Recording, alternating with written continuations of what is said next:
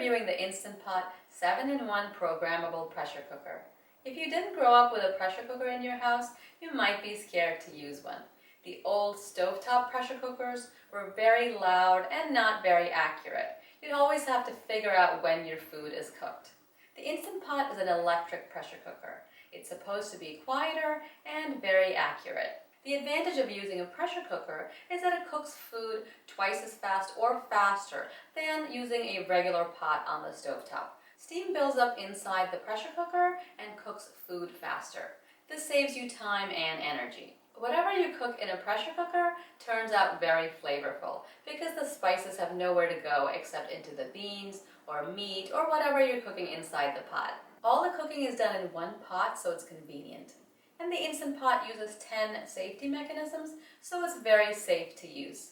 The outside of the unit is brushed stainless steel and should resist fingerprints. The unit measures 12.6 inches tall by 12.2 inches wide and weighs 14.5 pounds. The control panel is well laid out, clear, and easy to use. It has 7 functions: pressure cooker, slow cooker, which is 30 minutes to 20 hours, rice cooker, which is fully automatic, sauté or browning. This feature you use with the lid open. You can sauté before pressure cooking or after. Yogurt maker, steamer, and warmer. This is the condensation collector. It comes as a separate piece. You just slide it in and it can be pulled out to wash. The cord can be wrapped around this hook. The unit comes with a 3-ply bottom stainless steel cooking pot. There are measurements clearly marked inside the pot and a max fill line. The cooking pot can hold 6 quarts. There's also a stainless steel steam rack with handle, which makes it easier to put in and pull out of the unit. A plastic measuring cup, 2 plastic spoons, a user manual with extremely detailed instructions, a quick reference guide, and some recipes. There's a 24-hour timer for delayed cooking. An automatic keep warm function holds food warm for up to 10 hours until you're ready to eat. The unit operates at low pressure and there are many safety features. Let me show you all the parts on the lid. The handle is very comfortable. The float valve creates seal for pressure cooking. When the desired temperature and pressure builds up inside the pot, the valve pops up and seals the pot. It locks the lid. When the valve comes down completely, it means that all the pressure inside the unit is released. And it's safe to open the lid. This is the steam release valve. There are 2 positions for the valve: venting and sealing. For most cooking applications, you will be setting the valve to sealing. The sealing ring is made out of silicone rubber and should last 2 to 3 years. It expands during cooking and seals the pot to build pressure. It should sit tight inside the rack. To remove the ring, gently pull up. Never force it or pry it hard because you don't want it to crack or tear. You can wash it, dry it, and put it back. To put it back, gently push it so that the metal part is in the middle of the ring. And pushed all the way around the lid. This is the anti-block shield. Once in a while you should remove it and clean it. To close the lid, drop it in place by matching the arrows up. Turn it to lock. You'll see the arrows are matched up to lock. To unlock, turn it and simply lift up. The lid sits on the handle, so it doesn't take up any precious counter space. This is a really smart feature. It's convenient for right-handed users or left-handed users. To use the Instant Pot, you put food inside the pot, lock the lid, choose the steam handle position, choose your cooking method. If you want to work with the pre-programmed settings, let's say you're making a lamb stew, press Meat Stew. The display will show an average cooking time, and you can change this if you want, depending on what you're cooking, by pressing the plus and minus button. You can also adjust the pressure to low pressure or high pressure. If you don't want to adjust anything, choose the manual setting. Press manual and set the desired time, and that's it. The maximum time you can set is 2 hours. Once you've made your adjustments, the unit will start to preheat, which can last anywhere from 10 to 30 minutes. The time is determined by what you put in the pot. Frozen food means longer preheat time. Once the preheat cycle is completed, the pressure cooker will start to cook your food. Let's test the unit. First, I'll make rice. I'm using 2 cups of rice that I've rinsed, and I did use the measuring cup that was included with the unit. And 3 cups of water using the same measuring cup. When cooking dry ingredients like rice and beans that expand during cooking, don't fill the pot more than half full. Otherwise, don't fill the pot more than 2/3 full. I'll lock the lid. The steam valve is in the sealing position. I'll plug in the machine. It'll beep once you first plug in the machine. I'll use the rice setting, which is fully automatic. The 12 is not the actual cooking time. The unit is going to preheat first. On means that the unit is preheating. After the unit is finished preheating, it'll start cooking the rice, and you'll see the actual cooking time, which is going to be displayed. There is steam coming out of the pop-up valve, which is normal. Now the float valve has closed. The unit preheated for about 9 minutes. Now the display shows 10, which is the actual cooking time. The rice is cooking and the unit is absolutely quiet. I have not heard one noise except for the little bit of steam that it released earlier before the float valve popped up. The cycle is finished. It beeped and now the display says L and zeros. The unit has switched to stay warm mode and it'll start counting up the time. At this point, we can't just open the lid like a regular cooking pot. You have to release the pressure that has built up. One way to release the pressure is just leave the machine alone and it'll automatically release it in 10 to 15 minutes. The float valve will drop down when all the pressure is released. Even if the unit is in keep warm mode, it will release pressure automatically. The second way is a quick release where you turn the steam release handle to venting. Steam will come out and the float valve will drop down. It's best not to use this quick release for sticky food, soup, or the porridge setting because food could squirt out with the steam. With the rice, I'm going to release pressure naturally and wait for the float valve to drop down. After 10 minutes, the float valve dropped down. That means we can open the lid safely. Hold the handle.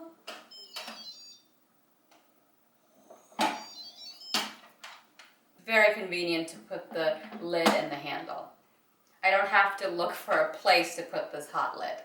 The rice is actually very nicely cooked. Nothing is stuck to the bottom and all the water has been absorbed. Let me just check. It's actually perfectly cooked. It's just like using a rice cooker. That's very impressive.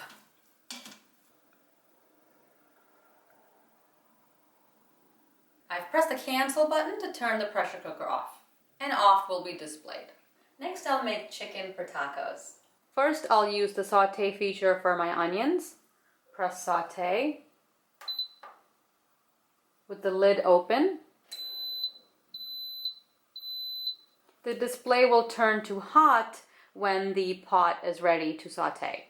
After 2 minutes and 30 seconds, hot is displayed. So now I can saute the onions. I'll pour in about 3 tablespoons of oil, 1 medium onion chopped, and 3 cloves of garlic chopped. I'll saute this for a few minutes until the onions are soft. The onions are sauteed nicely. Now I'll add the rest of the ingredients. I'll add 2 chilies, half a teaspoon of cumin, half a teaspoon of paprika, half a teaspoon of salt. Stir that.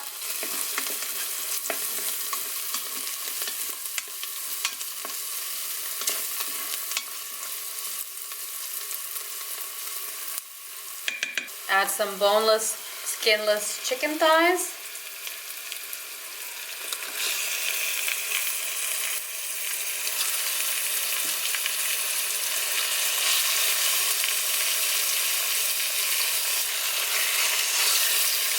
I've got 5 boneless, skinless chicken thighs, a couple of sprigs of cilantro leaves, about a half a cup of water, and a teaspoon of apple cider vinegar. Gonna mix this a little. Close the lid. Make sure the valve is in the sealing position, which it is. And I'm gonna use the poultry setting. The unit is preheating and should start cooking soon. The user manual is extremely detailed and explains every function thoroughly. And the recipe book has ratios and cooking times for meats, vegetables, beans, and rice. The recipe book also has some healthy recipes and good tips. Steam has been coming out of the float valve for more than 2 minutes, and that shouldn't be. So there must be something stuck in the valve. I did cook rice before making the chicken, and I didn't clean out the float valve. So I'm going to turn the machine off, check the valve, and try again. I took the lid over to my sink and flushed the float valve out with water from the top and the bottom. I plugged in the machine, the valve is on sealing, and I'll use the poultry setting.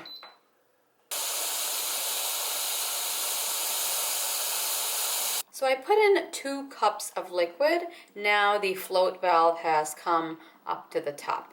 So the amount of fluid you put into the Instant Pot makes a difference. If you put in too little liquid, the float valve is not going to rise up to the top, and there's not going to be enough pressure inside the unit to cook the food.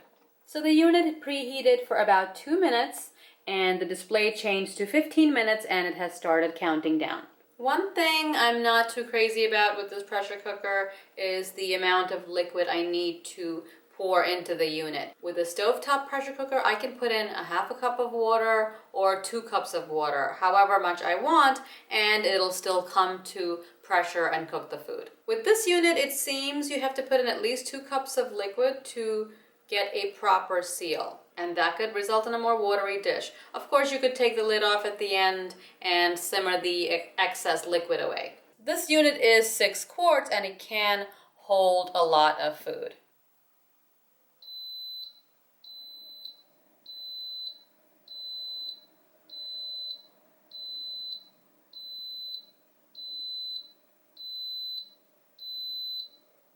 The poultry cycle is finished, and the display shows L. It's in warm mode, and it's going to count up. I'm going to hit cancel to turn the unit off. This time I'll use the quick release method. We'll turn the valve over to the venting position. Use tongs or a cloth because the steam coming out of here will be extremely hot. Don't put your hand over here.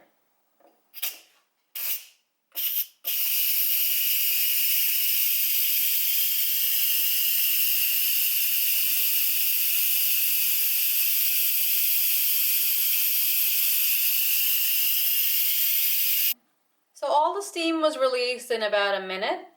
The float valve hasn't gone down.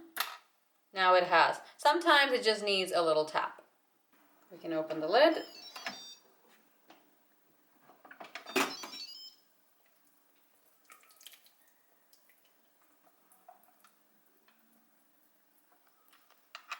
You see there's a lot of liquid in the pot.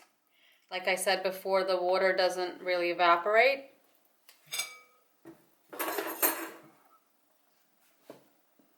I'll pull the chicken out.